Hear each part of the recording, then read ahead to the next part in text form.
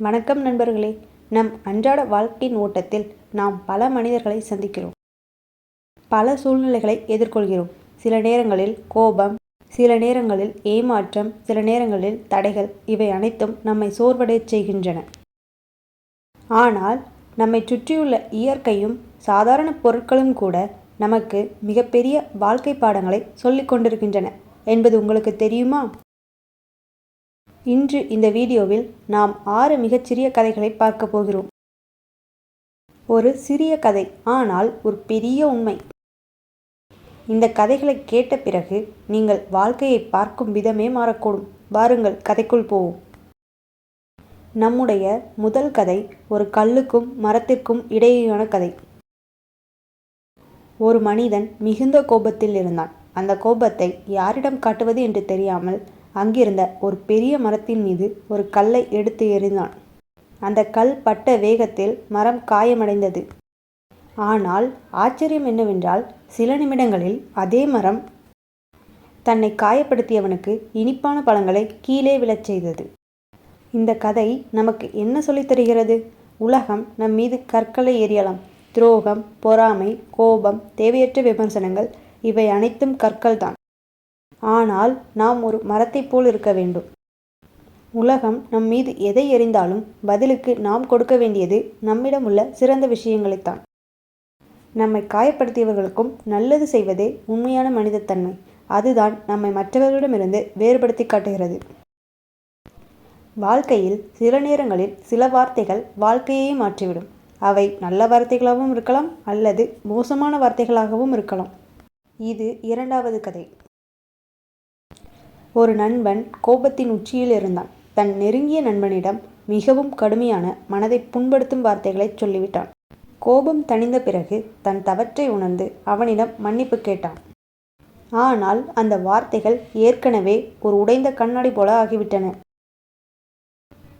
உடைந்த கண்ணாடியை ஒட்ட வைத்தாலும் அந்த விரிசல்கள் அப்படியேதான் இருக்கும்.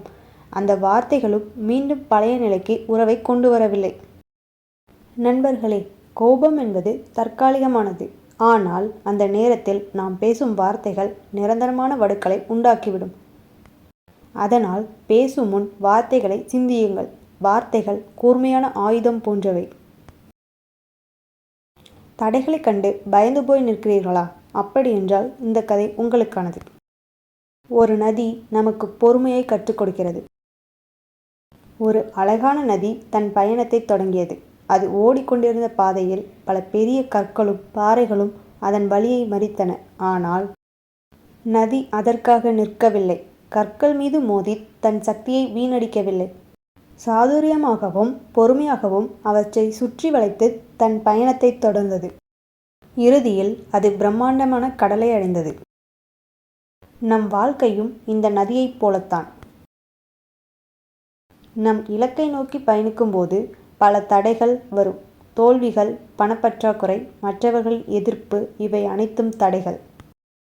தடைகள் வந்தவுடன் நாம் நின்றுவிடக்கூடாது. நதியைப் போல் அவற்றை கடந்து செல்லும் வழியை நாம் தேட வேண்டும். தடைகள் வந்தாலும் பயணம் நிற்கக்கூடாது. ஏன் சில மனிதர்கள் மட்டும் வாழ்க்கையில் மிகவும் வலிமையாகவும் வெற்றிகரமாகவும் இருக்கிறார்கள்?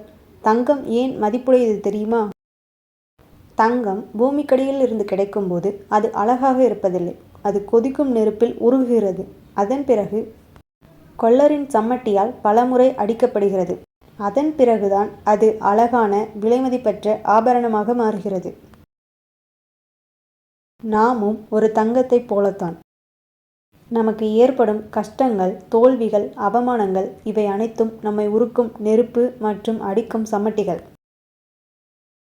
இவை நம்மை அழிப்பதற்காக அல்ல, நம்மை வடிவமைப்பதற்காக. வாழ்க்கையின் வலிகளை தாங்கிக் கொள்ளும்போதுதான் நாம் ஒரு அழகான, மதிப்புமிக்க ஆபரணமாக மாறுகிறோம். கஷ்டங்கள் தான் மனிதனை வலிமையாக்கும். நம் நண்பர்கள் யார், உண்மையான உறவுகள் யார் என்று கண்டறிய முடியாமல் குழம்புகிறீர்களா? இதோ ஒரு சிறிய உண்மை. நிழல் கூட நமக்கு ஒரு உண்மை சொல்கிறது. ஒரு மனிதன் பிரகாசமான சூரிய வெளிச்சத்தில் நடந்து கொண்டிருந்தான். அவனுடன் அவனது நிழலும் தொடர்ந்து வந்தது. ஆனால் திடீரென இருள் வந்தவுடன் அவனது நிழல் அவனை கைவிட்டு மறைந்து போனது. வாழ்க்கையிலும் இப்படித்தான் பலர் இருக்கிறார்கள். உங்கள் வாழ்க்கை வெளிச்சமாக இருக்கும்போது எல்லோரும் உங்களுடன் இருப்பார்கள். ஆனால் உங்கள் வாழ்க்கையில் இருள் வரும்போது உங்கள் சொந்த நிழல் போல இருந்த பலர் மறைந்து விடுவார்கள். சிலர் நம்முடன் இருப்பது நல்ல நேரங்களில் மட்டுமே. கஷ்ட காலத்தில் கூட நம்முடன் இருப்பவர்களே உண்மையான உறவுகள். இந்த வாழ்க்கை பயணத்தில் உங்களுக்கு ஏற்படும் பின்னடைவுகளை பற்றிய ஒரு அற்புதமான பாடம். ஒரு அம்பு ஒரு வாழ்க்கை பாடம் கற்றுக் கொடுக்கிறது. ஒரு அம்பு இலக்கை நோக்கி வெகு தூரம் பாய வேண்டுமெனில் அதை வில்லாளன் முதலில் பின்னால் இழுக்க வேண்டும். வில்லை பின்னால் இழுக்கும்போது அம்பு பின்வாங்குகிறது என்று நினைக்கலாம். ஆனால் அது முன்னேறி செல்ல தயாராகிறது. உங்கள் வாழ்க்கையில் நீங்கள் இப்போது ஒரு பின்னடைவை சந்திக்கிறீர்களா? கவலைப்படாதீர்கள். கடவுள் உங்களை பின்னால் இழுக்கிறார் என்றால் அது உங்களை வெகு தூரம் தூக்கி எறிந்து வெற்றி பெற செய்வதற்கே. வாழ்க்கையில் பின்னடைவு போல தெரியும் சில விஷயங்கள் நம்மை முன்னேற்றத்திற்கே தயாராக்கும். நண்பர்களே, இந்த 6 குட்டி கதைகளும் நமக்கு மிகச் சிறியதாக தோன்றினாலும் இவற்றில் உள்ள உண்மைகள் மிக பெரியவை. நம்மை காயப்படுத்தியவர்களுக்கும் நல்லது செய்யுங்கள். பேசும் முன் வார்த்தைகளை சிந்தியுங்கள். தடைகள் வந்தாலும் பயணம் நிற்கக்கூடாது. கஷ்டங்கள் தான் மனிதனை வலிமையாக்கும். கஷ்ட காலத்தில் கூட இருப்பவர்களே உண்மையான உறவுகள். பின்னடைவுகள் நம் முன்னேற்றத்திற்கே. உங்களுக்கு இந்த மோட்டிவேஷன் ஸ்டோரிஸ் பிடிச்சிருந்தா லைக் பண்ணுங்கள், ஷேர் பண்ணுங்கள், சப்ஸ்கிரைப் பண்ணுங்கள்.